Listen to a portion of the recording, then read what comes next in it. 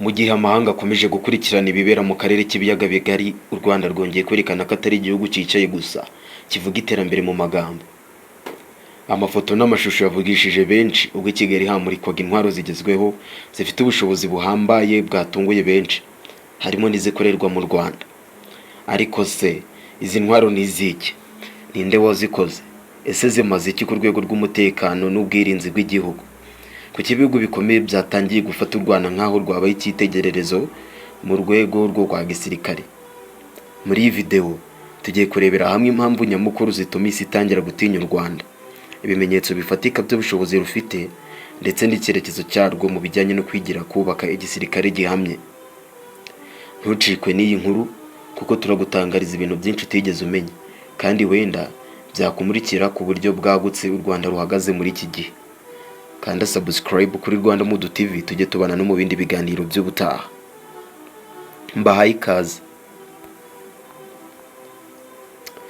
Mu Rwanda hari uruganda rukora intwaro rumaze igihe rukora ndetse mu bikoresho bya gisirikare byifashishwa mu bikorwa by'umutekano byamuritswe mu nama mpuzamahanga y'umutekano muri Afurika ISCA, harimo imbunda nini n'into zikorerwa i Kigali mu Rwanda. Uruganda rukora intwaro mu Rwanda rwitwa Rwanda Engineering and Manufacturing Corporation cyangwa se rwite REMCO cyangwa se REMCO. Rukorera ibikoresho bya gisirikare ingabo z'u Rwanda RDF, Rwanda Defense Force. Mu zindi ntego rufite harimo no gufasha ibihugu by'inshuti kubona ibikoresho bya gisirikare. Ibihugu bifitanye amasezerano n'u Rwanda mu bijyanye n'igisirikare ndetse n'iby'umutekano. Ibyo bihugu nabyo turi buze kubigarukaho kandi ni ibihugu bikomeye cyane. Ni uruganda ruri mu karere ka Gasabo mu cyanya cy'inganda cya Kigali. Rukorerwamo izikoreshwa n'ingabo zirwanira ku butaka, izikoreshwa n'umutwe w'ingabo zihariye, ibyo guhangana n'iterabwoba, guhagarika imyivumbagatanyo, ibyuma bitorezaho kurasa n'ibindi. Ibi byose bikaba bishinzwe kugira ngo birindire umutekano igihugu cyacu cy'u Rwanda, ndetse kugira ngo u Rwanda rukomeze rutinywe n'amahanga, rugaragaze ko atari agafu k'imvugwa rimwe, narwo rushobora kuba rwatera imbere mu bijyanye n'igisirikare kuko umutekano w'u Rwanda ari ubusugire bw'igihugu cyacu. Murabizi ko mu minsi ishize hari abagerageje kurasa ku Rwanda, ariko ibyo ntibyakunda.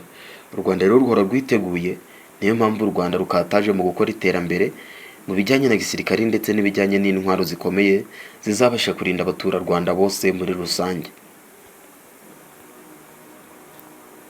REMCO ikora ibikoresho bya gisirikare ku bufatanye n'uruganda rukora intwaro rwa Israel rwitwa IWI.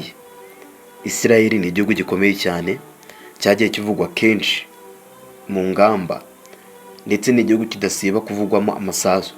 Gusa niba kidasiba kuvugwamo amasasu, ntabapfuringagiza ubushobozi gifite kuko gifite intwaro zihambaye, ndetse ndatekereza ko kiri mu bihugu bitinyitse cyane ku isi mu bijyanye n'intwaro za gisirikare, gukora intwaro ziremereye ndetse n'intwaro zikomeye.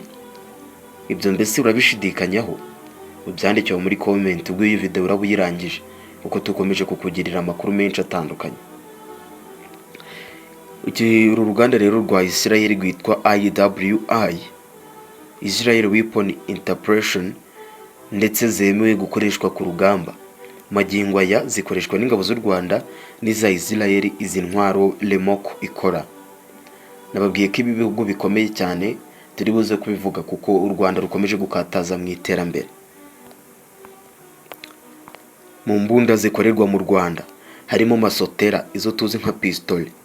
Ni imbunda nini zirasa muri metero 500.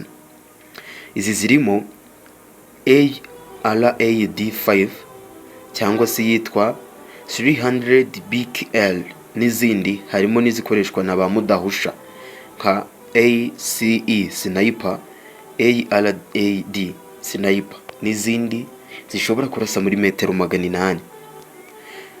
Muzarebe neza mu mafilime mukunda kureba, burya no ku rugamba mu buzima busanzwe niko biba bimeze.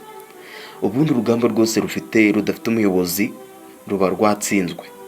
Niyo mpamvu rero hitabazwa imbunda nini ndetse n'iziza ba mudahusha kugira ngo zibashe kuba zacogoza abo muhanganye nabo. Niyo mpamvu bazifashisha zigakorwa cyane, kuko burya ku rugamba umusinayipa aba ari umuntu ukomeye cyane wifashishwa cyane.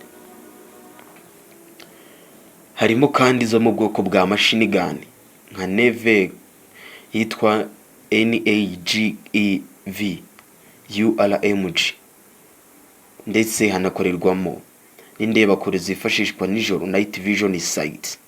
Izi zo zishobora kukureba niyo waba uri mu mwijima umeze ute, kuko zifite night vision.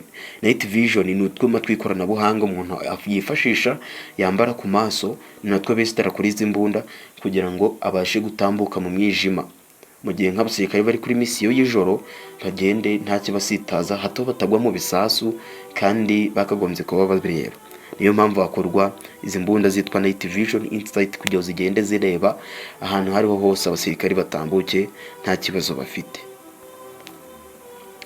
Byinshi mu bice bigize izi mbunda bikorerwa mu Rwanda, uretse nk'amasasu, ububiko bw'amasasu aribwo bita magazine na lance bitumizwa hanze y'igihugu, gusa nabyo biri kwigwaho kugira ngo mu minsi iri imbere byifashishwe bigere mu Rwanda. Uretse intwaro zikorerwa mu Rwanda zamuritswe, harimo izigezweho zikorerwa mu Misiri, Turikiya n'ahandi. Uru ruganda rukorera intwaro z'u Rwanda rukora n'amasotera nk'uko twabivuze. Si intwaro gusa nk'izo zamuritswe, kuko hamuritswe n'imodoka za gisirikare zamuritswe n'uruganda rwo muri Turukiya, n'imodoka y'intambara yitwa Cobra yakorewe muri Turukiya, iyi nawe yamuritswe. Byasojwe n'amagambo His Excellency Paul Kagame yatangaje agira ati, umutekano w'Abanyafurika nitwe tuwifitiye mu biganza byacu, nta wundi waza kuducungira umutekano usibye twebwe.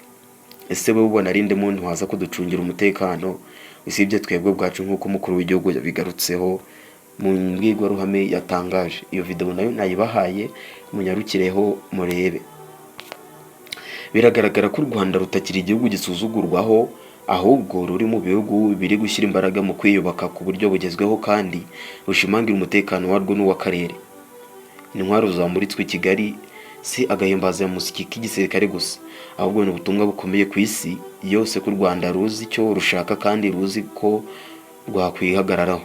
Ibi byose byerekana icyerekezo gishingiye ku kwigira, ubuhanga no gushyira imbere inyungu z'igihugu. Mbese isi ntitinya u Rwanda kubera intwaro gusa, ahubwo inatinya imiyoborere ifite icyerekezo n'ubushishozi. Komeza ukurikire Rwanda Mood TV kugira ngo uhore ubona amakuru yizewe kandi asobanutse. Shyiraho like, usangize abandi kandi utange igitekerezo cyawe ku buryo u Rwanda rukomeje kwiyubaka mu buryo budasanzwe. Nurangiza kandi iyo buto ya subscribe, kuko ari izagufasha kujya ubana natwe na buri munsi. Amakuru yizewe kandi acukumbuye kuri Rwanda Mood TV. Ciao ciao, hasta la vista.